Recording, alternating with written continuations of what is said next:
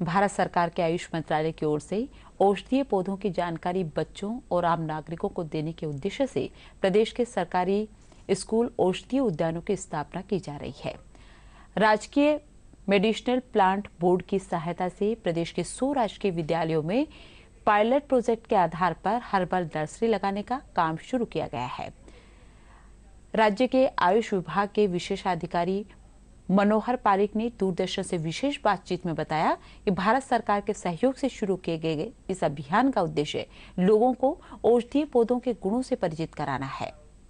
मैं तो ये कहूँगा कि औषधीय पादप यहाँ पर यदि लगाए जाए, आमजन के स्वास्थ्य की संरक्षा एवं रोग की निजात बनाने के लिए, प्राप्त करने के लिए यहाँ पर बहुत अच्छे कुछ आयुर्वेद औषधियाँ उत्पन्न होती हैं।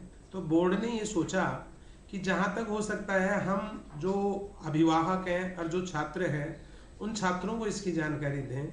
उनकी जानकारी देने के लिए हमने ये कार्यक्रम प्रारंभ किया, क्योंकि छात्र यदि उसके बारे में जान पाएंगे तो उसका उपयोग कर पाएंगे, उसका आइडेंटिफिकेशन यानी पहचान कर पाएंगे। तो इसलिए हमने प्राथमिक रूप से जयपुर जिले के एक पायलट बेसिस के रूप में 100 राजकीय विद्यालय छाटी, जहाँ पर 500 वर्ग मीटर लगभग जगह थी। तो हमने उन 100 विद्यालयों में 30 वनस्पतिक औषधियाँ जो जयपुर के एनवायरनमेंट में हो सकती है, जो आम आदमी के दैनंदिनी में काम आ सकती हैं, चाहे वो स्वास्थ्य संरक्षण में हो और चाहे वह रोग के इलाज करने में हो। ग्रामीण क्षेत्र में हमारे आयुर्वेद चिकित्सक साथी हैं, उन आयुर्वेद चिकित्सकों को भी कुछ औषधियाँ हैं जो सामान्य रूप से गाँव में प्राप्त नहीं होती हैं।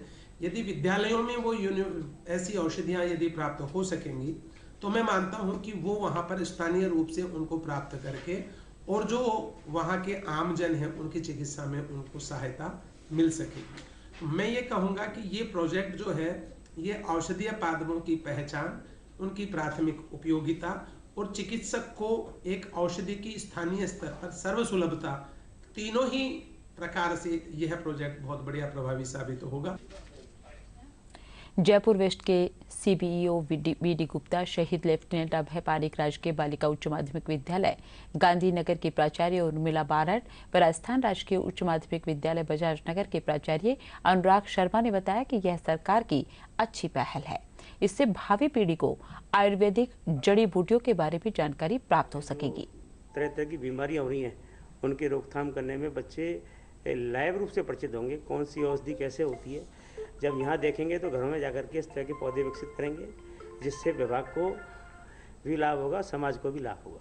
जी, आयुष मंत्रालय नई दिल्ली के द्वारा एक स्कीम के तहत हर्बल गार्डन सभी जगह लगाए जा रहे हैं। बहुत सारे स्कूलों को उन्होंने चयनित किया है, उसमें स्थानीय विद्यालय शहीद लेफ्टिनेंट अभय पारिक को भी चयनित किया है। और आप देख रहे हैं कि यहाँ औषधीय पौधे बहुत सारे लगाए गए हैं। इसमें बहुत सारे दवाइयों से संबंधित पौधे हैं, बच्चों को जानकारी इसकी दी जाएगी।